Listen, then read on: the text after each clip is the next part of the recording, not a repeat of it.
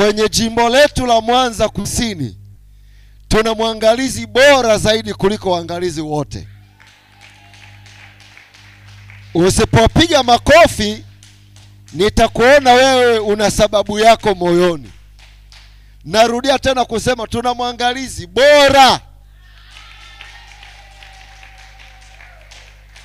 Hayo makofi ni kama unampigia mwenyekiti wa kitongoji. Narudia tena, tuna mwangalizi bora. Nina ujasiri na uthubutu wa kusema hilo, maana mimi nimelishuhudia. Na hata hivyo nimekuwa chini ya baadhi ya waangalizi wengine tofauti. Kwa hiyo nina sababu ya kuweza kulinganisha.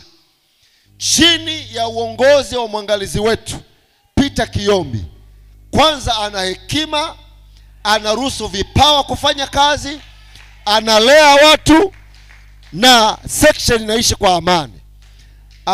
Baba mchungaji Erasto pamoja na pastor, sisi mwangalizi wetu ni mzuri sana. Ni mzuri kwa sababu analea watu, anaheshimu wachungaji, anawatia moyo kwenye changamoto zao, na kwa sababu hiyo tunajivuna kwa hilo. Jamani, Bwana asifiwe sana. Kwa hiyo nilitamani hilo mlifahamu. Mimi ameniomba nimshikie kijiti japokuwa ni cha kwake, maana sisi ni wasaidizi wake. Watumishi wa Mungu, Bwana asifiwe sana. Kwa sababu hiyo ninaomba tupige makofi na vigelegele vingi mno kwa ajili yake.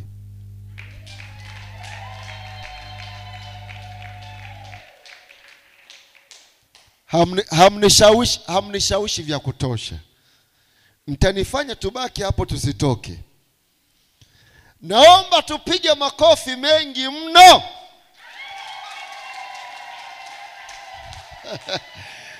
Amen. Jamani, amina. Sasa mimi nimeitwa kama kufungua shughuli hii nzuri ambayo kimsingi ilianza jana, lakini leo inaanza rasmi, na itaenda mpaka siku ya Ijumaa kama sikosei. Na nisome tu neno la Mungu kwa ufupi ambalo liwe kama nini? Kama utangulizi. Watumishi wa Mungu, Bwana asifiwe sana. Kitabu kile cha Mithali sura ya 11 mstari ule wa 9. Mithali 11 mstari wa 9. Maandiko yanasema, asiyemcha Mungu humpoteza jirani yake kwa kinywa chake, bali wenye haki watapona kwa maarifa. Hebu tuseme, bali wenye haki watapona kwa maarifa. Rudia tena. Hosea 4:6 pia nisome. Ni andiko ambalo limezoeleka. Anasema, watu wangu wanaangamizwa kwa kukosa maarifa. Kwa kuwa wewe umeyakataa maarifa, mimi nami nitakukataa wewe usiwe kuhani kwangu mimi. Kwa kuwa umeiasi sheria ya Mungu wako, mimi nami nitawasahau watoto wako. Nataka niseme tu kidogo kwa ufupi sana kwa habari ya maarifa. Bwana Yesu asifiwe. Siku niliposoma Mithali 11 mstari wa 9, nilipata ufunuo wa ajabu. Nikagundua kumbe maarifa yanawafanya wenye haki wakapona. Na tunapokuja kwenye makongamano kama haya, ni makongamano ambayo kimsingi Mungu anakuwa amekusudia kuwapa watu wake maarifa. Sasa Biblia inasema kwamba watapona kwa maarifa. Maombi yana sehemu yake, lakini maarifa yanakufanya upone. Kupona kwenye nini? Kupona kwenye mambo ya kiroho, kupona kwenye mambo ya kiuchumi, kupona kwenye mambo ya ndoa, kupona kwenye mambo ya malezi ya watoto, kupona kwenye huduma. Maarifa yanatusaidia. Watumishi wa Mungu, Bwana asifiwe sana. Unaweza ukaomba, lakini ukiomba bila maarifa, inawezekana maombi yako yasipate matokeo chanya. Kwa hiyo maarifa ni ya msingi sana kutufanya tuweze kufanikiwa. Maarifa yana nguvu. Kwa mfano, zamani za mababu kule, zamani za zamani, watu walikuwa wanatembea kwa mguu, ila watu wakaanza kuumiza vichwa. Tunafanya nini kutatua tatizo hili? Ndio maana wakaja na magari, wakaja na ndege, wakaja na nyenzo mbalimbali za usafiri. Nini kilichosaidia? Ni maarifa. Watu wakaanza kufa wengi kwa sababu ya mambo ya safari. Mgonjwa pengine kuna mama mjamzito ana changamoto, anahitaji kupeleka hospitali, ila kukosekana usafiri anakufa. Lakini maarifa yalitatua jambo hilo. Watumishi wa Mungu, Bwana asifiwe sana. Na nimegundua kwamba kwenye maisha unahitaji maarifa katika maeneo mbalimbali. Unahitaji maarifa kwenye mambo ya kiuchumi, unahitaji maarifa kwenye mambo ya afya, unahitaji maarifa kwenye mambo ya mahusiano, unahitaji maarifa hata kwenye mambo ambayo yanahusu maombi. Watumishi wa Mungu, Bwana asifiwe. Nilisikia kisa kimoja cha mwana maombi mmoja aliyekuwa muombaji sana kanisani. Kwa kweli huyu mama alikuwa anaomba sana, na watu wote kanisani walikuwa wanamfahamu kwamba ni muombaji mzuri. Sasa kuongezea pia huyu mama, pamoja tu kwamba alikuwa ni mwana maombi, ila pia alikuwa ni mwana kwaya, huduma nzuri sana. Sasa siku moja ile kwaya ikafunga safari, ilikuwa imepewa mwaliko kwenda Bukoba kuhudumu. Kwa hiyo wakatoka hapa Mwanza kuelekea Bukoba. Wakafika Bukoba, kwa bahati mbaya sana wanakwaya wakapata changamoto ya afya, wakaanza kuendesha. Kwa hiyo kwaya nzima wanakimbizana, sio wanawake, sio wanaume.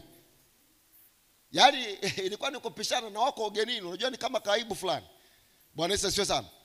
Sasa kwaya nzima ilipokwenda pitia changamoto, yule mama muombaji, yeye ile changamoto haikumwathiri. Sasa yule mama, nataka nikuonyesha tu kukosa maarifa, akaanza kusema hivi, huwa naambia sana na kwaya, tuwe tunaomba hawaombi. Unaona sasa? Hiki ndio kimapata, shetani amapiga. Sasa wala wanakwaya wengine wakafadhaika sana kwa nini mama anatusemea namna hii? Ina maana kweli yeye ndio wa kiroho kuliko sisi wengine wote, au yeye ndio mwanamombi kuliko wengine wote? Yule mama anajitapa, anaongea, anaonyesha kiasi gani kwamba yeye ni wa kiroho, ni kwa sababu ni mwanamombi. Ndio maana wale wanakuwa wengine wamepata hiyo changamoto.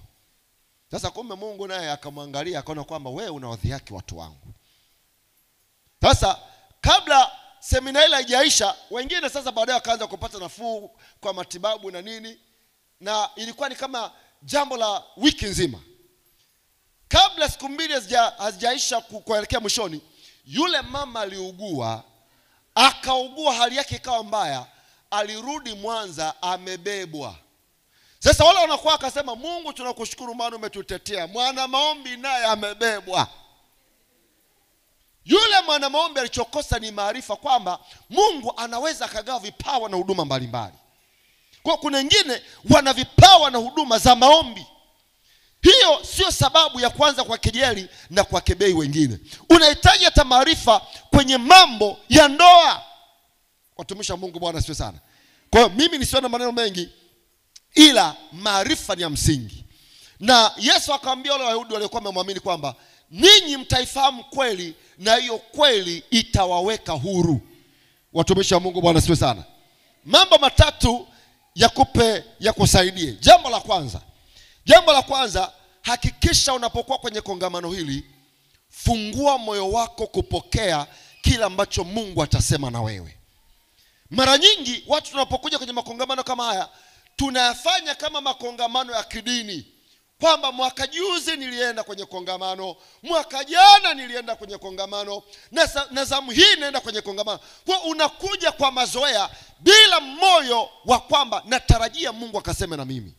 ukija kwa mazoea utajikuta unaondoka vile vile. Mtu mmoja akasema hivi, ukifanya mambo vile vile kama ulivyozoea utapata matokeo yale yale. Na waomba zamu hii wanawake tuje na kuliona kongamano kama sio kongamano jingine, ni kongamano maalum ambalo Mungu ameandaa kusema na wewe na kuhakikishia utapokea kitu. Jambo la pili, jikabidhi kwenda kuyafanyia kazi yale ambayo Mungu atasema na wewe. Ningeweza kutumia neno la Kiingereza kwamba jicommit, kwamba kila ambacho Mungu atasema na wewe nenda kakifanyie kazi. Haina maana kusikia halafu usifanyie kazi. Ni kama vile ulipoteza muda wako. Watumishi wa Mungu, Bwana asifiwe sana. Kwa hiyo hakikisha kila ambacho Mungu atasema nawe kakifanyie kazi, ndipo utakapoona matokeo. Kwenye Luka 8:12 maandiko yanasema hivi, wakisikia neno wasilifahamu, ndipo yule mwivi huja akaliiba hilo neno lililopandwa ndani yao lisizae. Kwa hiyo kama ukisikiza mafundisho halafu usiende kuyafanyia kazi, shetani atakuja aliibe lile neno, halitazaa chochote kwako. Kwa jikomiti kwenda kuyafanyia kazi. Na jambo la mwisho ni kuombe ufocus, umaanishe. Epuka distractions za kukutoa kwenye uwepo. Unajua shetani ana hila.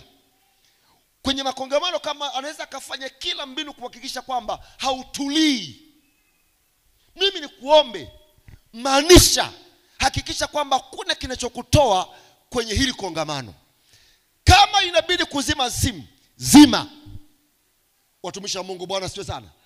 Ili uhakikisha kwamba una focus. Ukikaa na mtu ambaye jirani yako ni mtu anapenda kupiga story na soga, hama, ili ufocus kwenye kile ambacho Mungu anasema. Mungu anafanya kazi na watu waliomaanisha. Watumishi wa Mungu, Bwana asifiwe sana. Kuna kitabia ambacho mimi kwangu nilikidhibiti kanisani. Makanisa mengi nimeona wanayo. Unakuta wanakuja ibadani kanisani kama Jumapili hivi.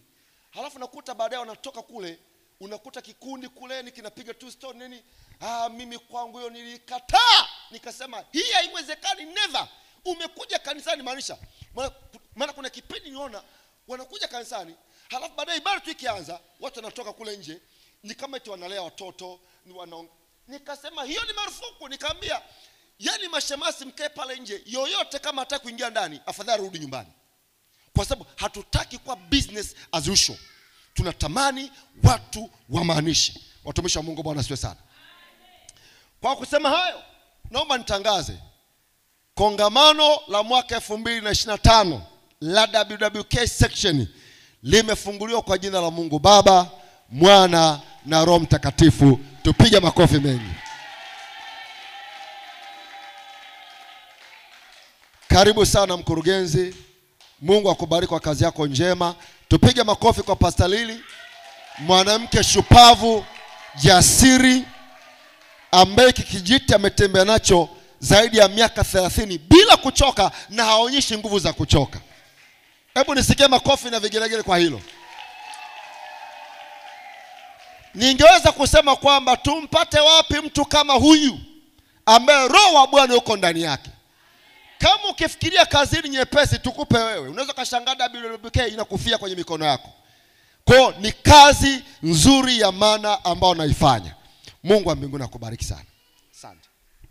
Makofi jamani kwa katibu wetu. Ongeza makofi yaliyoshiba. Haleluya.